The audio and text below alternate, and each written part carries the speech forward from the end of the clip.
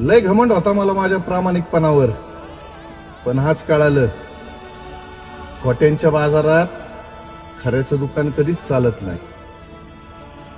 बरोबर ना?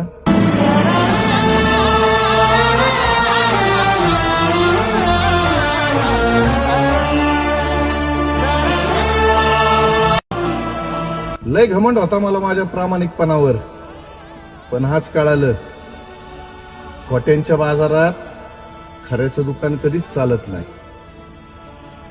बरोबर ना?